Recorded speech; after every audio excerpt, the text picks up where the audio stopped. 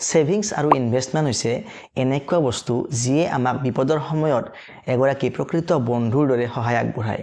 গতিকে আমি সকলোৱে ইনভেষ্টমেণ্টৰ ওপৰত আৰু সেভিংছৰ ওপৰত গুৰুত্ব দিব লাগে। কিন্তু বৰ্তমান সময়ত গ্লোবেল মাৰ্কেটৰ যিটো অৱস্থা হৈছে, এনেকুৱা কণ্ডিশ্যনত আমি কোনটো ক্ষেত্ৰত ইনভেষ্ট কৰাটো উচিত হ'ব, য'ত ইনভেষ্ট কৰিলে আমাৰ কষ্টপাৰ্জিত ধনখিনি সুৰক্ষিত হৈ থাকিব আৰু নিয়মিতভাৱে বাঢ়ি থাকিব, বৃদ্ধি হৈ থাকিব। গতিকে আজিৰ এইটো ভিডিঅ'ৰ যোগেৰে মই আপোনালোকৰ লগত আলোচনা কৰিম যে এই নতুন বছৰটোত আপোনালোকে ইনভেষ্টমেণ্টৰ ক্ষেত্ৰত কোনখন ক্ষেত্ৰ বাছি লোৱা উচিত বা ক'ত ইনভেষ্ট কৰা উচিত আৰু কেনেদৰে ইনভেষ্ট কৰা উচিত। ইনভেষ্ট কৰিলেই নহ'ব, তাৰ এটা প্ৰচিডিউৰ আছে। আমি কেনেকৈ ইনভেষ্ট কৰিম, ছিষ্টেম এটা আছে। যদি আমি ছিষ্টেমেটিকভাৱে ইনভেষ্টমেণ্ট কৰি গৈ থাকোঁ, তেনেহ'লে আমাৰ লোকচান হোৱাৰ চান্সটো কম থাকে। ইনভেষ্টমেণ্টৰ ক্ষেত্ৰত আটাইতকৈ সহজ আৰু সুবিধাজনক হৈছে ষ্টক মাৰ্কেটত ইনভেষ্ট কৰা। কাৰণ মিডিল ক্লাছ যিবিলাক ইনভেষ্টৰ আছে, তেওঁলোকৰ হাতত একেবাৰতে বহু টকা নাথাকে। তেওঁলোকে অলপ অলপকৈ ইনভেষ্ট কৰি ভাল পায় বা কমফৰ্টেবল অনুভৱ কৰে। কিন্তু বৰ্তমান গ্লোবেল মাৰ্কেটৰ যিটো অৱস্থা হৈ আছে, বহুতো ইনভেষ্টৰে ষ্টক মাৰ্কেটত ইনভেষ্ট কৰিবলৈ ভয় কৰি আছে। কিন্তু মই এতিয়াও ক'ম যে বৰ্তমান এইটোৱে হৈছে উপযুক্ত সময়, যি সময়ত ষ্টক মাৰ্কেটত ইনভেষ্ট কৰিলে ইন নিয়াৰ ফিউচাৰ অতি সোনকালে এটা ভাল ৰিটাৰ্ণ পোৱা যাব। আৰু যদিহে কোনো লোকে ষ্টক মাৰ্কেটত বৰ্তমান সময়ত ইনভেষ্ট কৰিবলৈ ভয় খায় বা শংকা অনুভৱ কৰি আছে, তেনেহ'লে তেওঁলোকৰ কাৰণে এটা ভাল ইনভেষ্টমেণ্টৰ ক্ষেত্ৰ হৈছে গ'ল্ড। কাৰণ বৰ্তমান আপোনালোকে নিশ্চয় জানে যে গ'ল্ডৰ দাম বহুতখিনি বাঢ়ি গৈছে। কিন্তু আমি গ'ল্ডত কেনেকৈ ইনভেষ্ট কৰিম? যদিহে আমি বৰ্তমান সময়ত একেবাৰতে ভালেখিনি গ'ল্ড কিনি লওঁ যে ভৱিষ্যতে দাম বাঢ়িব, দাম বাঢ়িলে বিক্ৰী কৰি দিম, তেনেহ'লে কিন্তু এইটো মূৰ্খামি কৰা হ'ব। কাৰণ বৰ্তমান গ'ল্ডৰ দাম এই কাৰণে বৃদ্ধি হৈ আছে যে বৰ্তমান সময়ত গ্লোবেল শ্বেয়াৰ মাৰ্কেটৰ অৱস্থাটো বেয়া হৈ আছে। যেতিয়াই শ্বেয়াৰ মাৰ্কেটৰ অৱস্থা বেয়া হয়, তেতিয়াই গ'ল্ডৰ দামটো বাঢ়ি যায়। কিন্তু ভৱিষ্যতে যেতিয়া শ্বেয়াৰ মাৰ্কেটৰ অৱস্থা ভাললৈকে আহিব, তেতিয়া গ'ল্ডৰ দামটো লাহে লাহে কমি আহিব। বহুত নকমে, কিন্তু ইয়াতকৈ যথেষ্টখিনি কমিব বুলি মোৰ বিশ্বাস আছে। গতিকে যদিহে আপোনালোকে ছেফ অপশ্যন বুলি গ'ল্ডত ইনভেষ্ট কৰিব বিচাৰে, আপোনালোকে গ'ল্ড অলপ অলপকৈ কিনক। এতিয়া অলপ অলপকৈ কিনিলে কি লাভ হ'ব? অলপ অলপকৈ কিনিলে আপোনাৰ যিটো ইনভেষ্টমেণ্ট ভেলু, সেই ভেলুখিনি ডাইভাৰ্চিফাই হ'ব। অৰ্থাৎ যদিহে আজি গ'ল্ডৰ ভেলু 10 গ্ৰামত 1,40,000 টকা আছে আৰু যদিহে আপুনি আজিৰ তাৰিখত অকল 2 গ্ৰাম গ'ল্ড কিনে, আপুনি 28,000 মানে পে' কৰিব লাগিব, প্লাছ GST আহিব। এতিয়া যদিহে আপোনাৰ অহা মাহত গ'ল্ডৰ দাম কমি 1,30,000 টকা হয়, তেনেহ'লে আপুনি 26,000 টকাত 2 গ্ৰাম পাই যাব। মানে আপোনাৰ এভাৰেজ হৈ গ'ল 27,000 কৈ।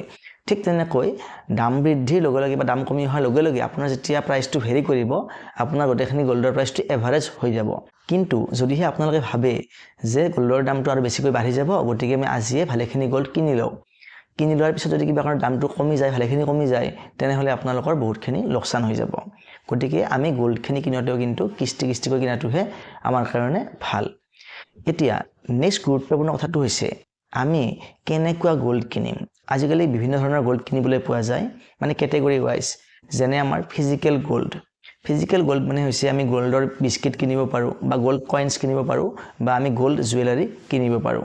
নাইবা আমাৰ কি আছে, ডিজিটেল গ'ল্ড আছে। ডিজিটেল গ'ল্ডটো কি বস্তু, এই বিষয়ে মই অলপ পিছলৈকে আহিম। আৰু নেক্সট আমাৰ কি আছে, গ'ল্ড ETF আছে। এতিয়া প্ৰথমতে আমি আহিছোঁ ফিজিকেল গ'ল্ডৰ বিষয়ে। ফিজিকেল গ'ল্ড মানে মই ইতিমধ্যে ক'লোঁ যে যিবিলাক আমাৰ গ'ল্ড বিস্কিট বা গ'ল্ড কইনছ আছে, সেইবিলাক কিনিবলৈ পোৱা যায় বা গ'ল্ড জুৱেলাৰীও কিনিবলৈ পোৱা যায়। কিন্তু ফিজিকেল গ'ল্ড কিনাৰ ক্ষেত্ৰত আমাৰ এটা ৰিস্ক ফেক্টৰ আহি যায়। আমি সেইবিলাক কিনিলে ৰাখিম ক'ত? যদি আমি ঘৰত ৰাখোঁ, তেতিয়াও চুৰি হোৱাৰ ভয় থাকে, বা যদি আমি বেংকৰ লকাৰত ৰাখোঁ, আমি লকাৰৰ কাৰণে এটা চাৰ্জ ভৰিব লগা হয়। লগতে আৰু এটা আমাৰ প্ৰব্লেম আছে, যেতিয়া আমি ফিজিকেল গ'ল্ড কিনিম, যদি আমি গ'ল্ড জুৱেলাৰী কিনি লওঁ, তেনেহ'লে আমি যিমানখিনি মূল্যৰ গ'ল্ড পাম, তাৰ ওপৰত আমাৰ অলম'ষ্ট 10ৰ পৰা 25% পৰ্যন্ত মেকিং চাৰ্জ আহি যায়। লগত আহি যায় 3% GST। মানে ক'বলৈ গ'লে আমি 1 লাখ টকাৰ মূল্য যদি গ'ল্ড কিনো, তেনেহ'লে আমি অলম'ষ্ট পে' কৰিব লাগিব 1,30,000 টকা। অলম'ষ্ট, অলপমান ইফাল সিফাল হ'ব পাৰে।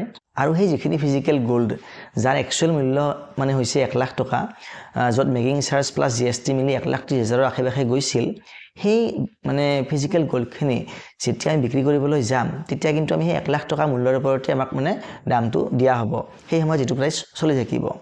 কিন্তু যদিহে আমি ডিজিটেল গ'ল্ড কিনো, তেনেহ'লে সেই ডিজিটেল গ'ল্ডখিনিত আমাৰ কিনাৰ ক্ষেত্ৰত কি হ'ব, আমাৰ যিটো একচুৱেল প্ৰাইচ, যিখিনি আমি গ'ল্ড কিনিম, তাৰ ওপৰত আমি 3% GST দিব লাগিব গতিকে 1 লাখৰ ঠাইত আমাৰ কিমান খৰচ হ'ব 1,03,000 টকা খৰচ হ'ব অৰ্থাৎ দেখা দেখিকৈ আমাৰ ভালেখিনি টকাৰ প্ৰফিট আছে ফিজিক্যাল গোল্ডতকৈ ডিজিটেল গোল্ডৰ ক্ষেত্ৰত আৰু লগতে চুৰি হোৱাৰো ভয় নাথাকে যিখিনি গোল্ড আমি কিনিম সেইখিনিয়ে হৈ থাকিব যেতিয়া ইচ্ছা তেতিয়া আমি বিক্ৰী কৰিব পাৰিম ডিজিটেল গোল্ড কিনাটো একেবাৰে সহজ আজিকালি আমাৰ যিবিলাক UPI এপ আছে সেই UPI এপ বিলাকৰ জৰিয়তেও আমি যেনেকৈ মানি ট্ৰান্সফাৰ কৰোঁ ঠিক তেনেকুৱা প্ৰচেছৰে আমি ডিজিটেল গোল্ডো কিনিব পাৰোঁ যদিহে আপোনালোকে বিচাৰে তেনেহ'লে তাৰ ওপৰত মই এটা সেপাৰেটকৈ ভিডিঅ' বনাম আপোনালোকে কমেণ্ট কৰিব যদিহে প্ৰচেছটো শিকিবলৈ বিচাৰে একেবাৰে ৰিস্ক ফ্ৰী আৰু একেবাৰে ইজি নেক্সট সিস্টেমটো হৈছে যিটো আমাৰ গোল্ড ETF মানে হৈছে এক্সচেঞ্জ ট্ৰেডেড ফাণ্ড মানে মিউচুৱেল ফাণ্ডৰ নিচিনাকৈয়ে আমাৰ কিছুমান এনেকুৱা ফাণ্ড আছে যিবিলাকে গোল্ড প্ৰাইচটো ট্ৰেক কৰি থাকে আৰু তেওঁলোকে মানে শ্বেয়াৰৰ নিচিনাকৈ ETFটো বিক্ৰী কৰে আৰু সেইবিলাক আমাৰ নৰ্মেল যিবিলাক আমাৰ মানে ট্ৰেডিং এপ আছে সেই ট্ৰেডিং এপবিলাকত কিনিবলৈ পোৱা যায় গতিকে সেই ETFৰ ক্ষেত্ৰতো একেই কথা বৰঞ্চ ডিজিটেল গোল্ডতকৈও ETFত আকৌ বেছি লাভ হয় কাৰণ ETFত আমাৰ ডিজিটেল গোল্ডতকৈও ফিজবিলাক কম গতিকে ফিজিক্যাল গোল্ড ডিজিটেল গোল্ড আৰু ETF আপুনি যিহতে ইনভেষ্ট নকৰক কিয় একেবাৰতে ইনভেষ্ট কৰাৰ হলনি কিস্তিকৈ ইনভেষ্ট কৰাৰ যদি আপুনি হেবিট কৰি লয় তেনেহলে আপোনাৰ টকাখিনি বেলেন্স হৈ থাকিব আপোনাৰ ইনভেষ্টমেন্টখিনি বেলেন্স হৈ থাকিব আৰু ইন ফিউচাৰ যদিহে আপুনি এটা ভাল ৰিটাৰ্ণ পাব ইচ্ছা কৰে তাত আপুনি সফল হ'ব কিন্তু একেবাৰতে কৰিলে এটো ফুল হ'ব কাৰণ যেতিয়া মাৰ্কেটৰ অৱস্থা ভাললৈকে আহিব গোল্ডৰ প্ৰাইচ নিশ্চয়কৈ কমিব ইতিমধ্যে 1980 2012ত আৰু 2020ত এনেকৈ মানে গোল্ডৰ প্ৰাইচটো কমি যোৱা ৰেকৰ্ড আছে 1980ত অলমোষ্ট 50% গোল্ডৰ প্ৰাইচটো কমি আহিছিল 1980 লৈকে গোল্ডৰ প্ৰাইচটো ভালেখিনি বাঢ়ি গৈছিল কিন্তু 1980ত 1980 চনত সেই বাঢ়ি যোৱাৰ আমাৰ পৰা অলমোষ্ট 50% কমি আহিছিল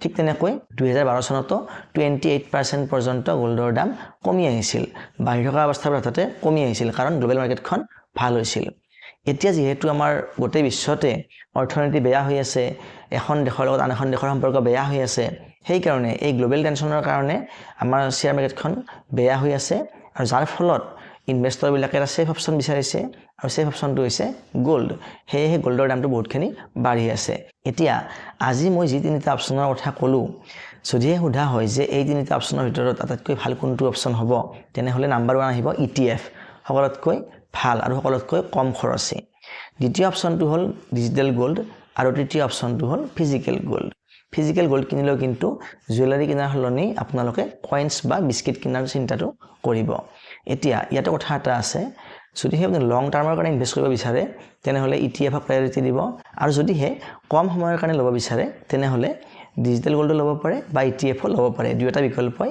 বেয়া নহয় ইয়াৰ উপৰিও আৰু এটা ভাল বিকল্প আছিল যিটোৰ নাম আছিল SGB মানে সভাৰেন গোল্ড বন্ডছ কিন্তু বৰ্তমান চৰকাৰে হেতু ডিসকন্টিনিউ কৰিছে গতিকে হেতু স্কিমত আপোনালোকে বৰ্তমান ইনভেষ্ট কৰিব নোৱাৰে যদিহে ইন ফিউচাৰ আহে তেনেহলে তাৰ বিষয়ে মই এটা সেপাৰেটকৈ ভিডিঅ' নিশ্চয়কৈ বনাম গতিকে ইনফৰমেশনটো আজিলৈ ইমানেই আটাইলৈ নৱবৰ্ষৰ শুভেচ্ছা জনাইছো ইংৰাজী নৱবৰ্ষটো আপোনালোকৰ সকলোৰে কাৰণে মংগলময় হওক তাৰে কামনা কৰিছো ধন্যবাদ